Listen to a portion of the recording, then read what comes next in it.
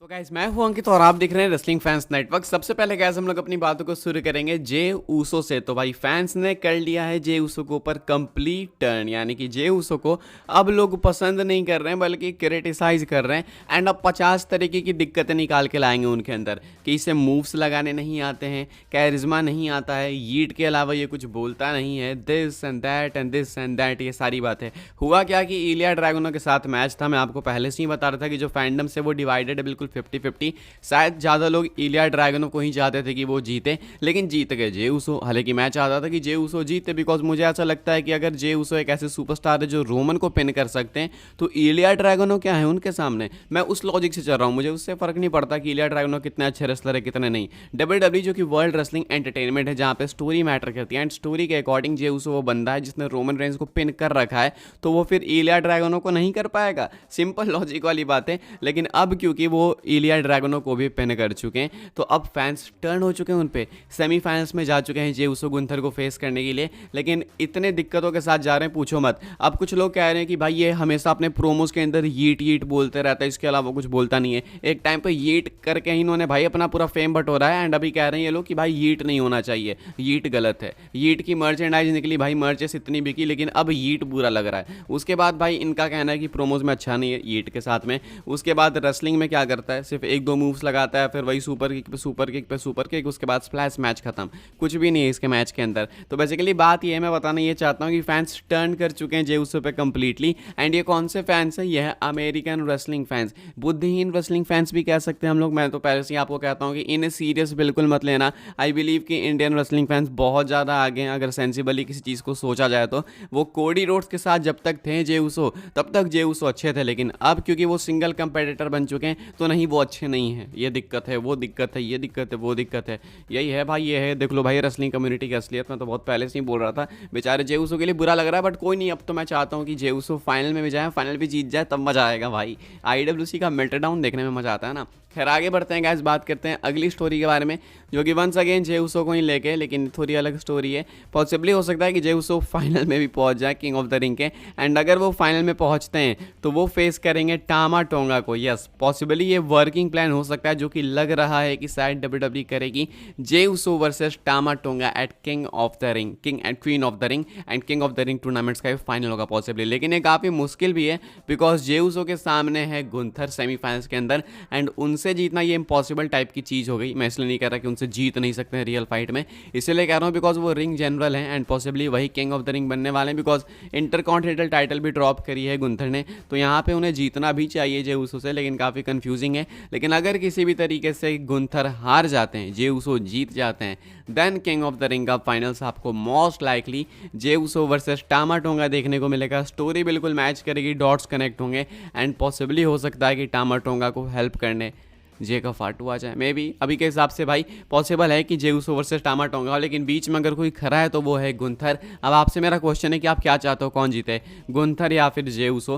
काफ़ी मुश्किल है बताना, कोई भी जीतेगा चलेगा मुझे तो। लेकिन मैं इतना जानता हूँ कि अगर जे ऊसो यहाँ पे जीत गए तो देन भाई जो मेल्ट डाउन होगा पूछो मत। आज ही बहुत हो गया, लेकिन सोचो अगर एक बार फिर से जे ऊसो जीत जाते हैं तो देन क्या होगा। क्या सोचते हो आप लोग, कॉमेंट करके इसके रिलेटेड बताना जरूर से। आगे बढ़ते हैं गाइस, बात करते हैं अगली स्टोरी के बारे में, जो कि अंडरटेकर को लेकर। तो भाई अंडरटेकर ने कुछ फैंस को कॉल आउट करा है रेसलर्स को हैरास करने के लिए। कैसी हैरासमेंट है ये, क्या कहा है अंडरटेकर ने, मैं आपको वो बता दूं। अब आपको मैं हमेशा बताता हूं आए दिन कि सुपरस्टार्स को स्पॉट करा गया एयरपोर्ट पे, एंड फैंस उनको चिपक जाते हैं बिल्कुल पकड़ के कि आप मेरे लिए ये साइन करो, वो ऑटोग्राफ साइन करो, सेल्फी ले लो, ये कर लो, वो कर लो। तो ये ना रेसलर्स को ज़्यादा पसंद नहीं आता। हाँ चलो ठीक है, एक दो हो गया। फैंस क्या होते हैं कि हाँ भाई गए, हाथ मिलाया, बातचीत करी, फोटो खिंचाया, इसका चलो एक ऑटोग्राफ भी ले लिया, बात खत्म। लेकिन कुछ लोग होते हैं जो घेर के खड़े हो जाते हैं रेसलर्स को, एंड एक पे एक फोटो देते जाते हैं कि इस पे साइन करो, फिर इस पे साइन करो, उस पे करो, उस पे करो, उस पे करो, उस पे करो। क्यों करते हैं ऐसा?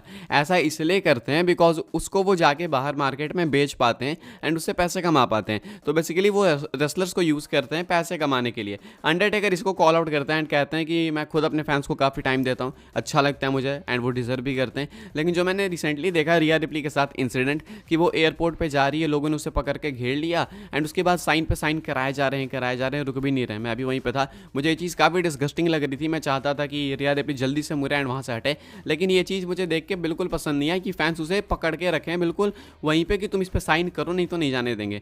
तो ये चीज़ मुझे काफ़ी वियर्ड एंड एम्बैरसिंग लगी एंड कहते हैं कि ये प्योर हैरेसमेंट है एंड ये चीज़ नहीं होनी चाहिए। आई थिंक मैं अग्री करूँगा इस चीज़ से, बिकॉज अगर कोई फ़ैन है भाई तो एक सेल्फी एक ऑटोग्राफ में खुश हो जाएगा, लेकिन अगर कोई बिजनेस करने आया है जिसको ऑटोग्राफ से ही पैसे कमाने, तो देन तो भाई वो काहे का फ़ैन है। तो अभी के हिसाब से भाई अंडरटेकर भी वही बात कहते हैं कि आप लोग अग्री कर तो इससे कमेंट करके बताना जरूर से। आगे बढ़ते हैं गैस, बात करते हैं अगली स्टोरी के बारे में जो कि जॉन मॉक्सली को लेकर। तो जॉन मॉक्सली ने गैस कमेंट करा अपने लेगेसी के ऊपर कि जॉन मॉक्सली अपने रिटायरमेंट के बाद कैसा कंसीडर होना चाहेंगे।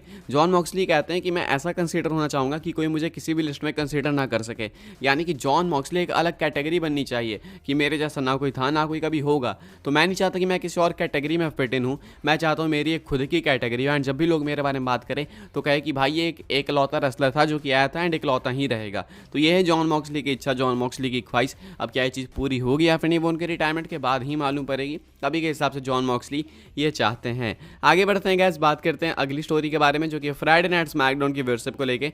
तो भाई स्मैकडाउन की व्यूअरशिप निकल के सामने आ चुकी है एंड अनफॉर्चुनेटली व्यूअरशिप डाउन है। इनफैक्ट ये इस साल की सबसे लोवेस्ट रेटेड व्यूअरशिप है, यानी कि स्मैकडाउन जो था ये हफ्ता काफ़ी ज़्यादा लोवेस्ट था। तो पिछले हफ्ते की व्यूअरशिप 2.148 मिलियन थी, इस वीक की व्यूअरशिप है 2.128 मिलियन। लेकिन इस वीक का मुझे कुछ समझ नहीं आया। इस वीक स्मैकडाउन में कुछ काफ़ी इंपॉर्टेंट चीज़ें हुई, like champion versus champion match confirm हुआ King and Queen of the Ring के लिए। एंड जब दो टाइटल सामने सामने आती है भाई तो कोई भी लॉजिक नहीं बनता है कि व्यूअरशिप डाउन जाए, व्यूअरशिप ऊपर ही जाती है। लेकिन यहाँ पे व्यूअरशिप डाउन चली गई एंड ये स्मैकडाउन इस साल का लोवेस्ट रेटेड स्मैकडाउन बना 2.128 मिलियन व्यूअर्स के साथ में। क्या लगता है आपको, क्या रीजन इसके पीछे का, कमेंट करके बताना। बात करते हैं हम लोग अपनी नेक्स्ट एंड फाइनल स्टोरी के बारे में जो कि रोमन रेंस को लेके। तो भाई रोमन रेंस का रिटर्न क्या हमें देखने को मिलेगा समर स्लैम में। वैसे तो मोस्ट लाइकली प्लेस वही है बिकॉज 2020 में भी रोमन वहीं पे वापस आए थे, तो मोस्ट लाइकली यहाँ पे भी आ सकते हैं। लेकिन अगर रोमन नहीं आते तो कब आएंगे, ये मैंने आपको पहले भी बता रखा है कि वो सर्वाइवर सीरीज में आएंगे, वहाँ पे चांसेस हैं उनके। लेकिन अभी टीज है वापस समर स्लैम को लेके, ज़ेरो न्यूज़ ने टीज करा, आप लोग देख सकते हो। एक रोमन रेंस की जीआईएफ एंड एक है समर स्लैम की जीआईएफ। तो यहाँ पे भाई क्लियर इंडिकेशन है कि रोमन रेंस समर स्लैम में वापस आएंगे। हावेवर मुझे पर्सनली ये लगता है, मेरे पर्सनल ओपिनियंस ये हैं कि रोमन रेंस में भी सर्वाइवर सीरीज़ के राउंड आएंगे। एंड इसके पीछे का मैं सिंपल लॉजिक ये लगा रहा हूँ कि अगर आप लोग डेट्स मैच करो तो लगता है कि ब्लड लाइन का मैच यानी जे ऊसो जिमी ऊसो वगैरह का टैग मैच होगा समर स्लैम में। एंड उसके बाद जब वो ओवरकम नहीं कर पाएंगे इस न्यू ब्लड लाइन को, तब रोमन की हेल्प लगेगी एंड तब रोमन आएंगे सर्वाइवर सीरीज़ के राउंड वॉर गेम्स के लिए। तो ये मुझे लगता है, मैं उस लॉजिक से बता रहा हूँ, एज सच कोई रिपोर्ट नहीं है मेरे पास, लेकिन ये ज़ेरो न्यूज़ की तरफ से एक टीज़ है रिपोर्ट के तौर पे कि Roman Reigns possibly summer slam 2024 में आ सकते हैं। अच्छा है भाई, जितनी जल्दी वापस आए उतनी जल्दी जो स्टोरी है भाई वो पीक पे जाएगी और अभी भी पीक पे और ज़्यादा पीक पे जाएगी। आप क्या चाहते हो, कब आए रोमन रेंस, कमेंट करके आप लोग बता सकते हो। फिलहाल गाइस इस वीडियो के लिए बस यही कुछ अपडेट्स थी। आई होप सो आपको इन्फॉर्मेशन मिली हो तो वीडियो को लाइक करें, शेयर करें, सब्सक्राइब करें चैनल को, ताकि आने वाले टाइम के अंदर आपको और भी ऐसी डब्ल्यूडब्ल्यूई की न्यूज़, रूमर, अपडेट्स सब कुछ टाइम टू टाइम जानने को मिलते रहे। फॉलो कर सकते हैं आप लोग मुझे इंस्टाग्राम एंड ट्विटर पर, लिंक आपको मिल जाएगा डिस्क्रिप्शन में। ज्वाइन कर सकते हैं व्हाट्सएप चैनल को, उसके भी लिंक है डिस्क्रिप्शन में। मिलते हैं अपनी नेक्स्ट ऑफर काफ़ी इंटरेस्टिंग वीडियो में।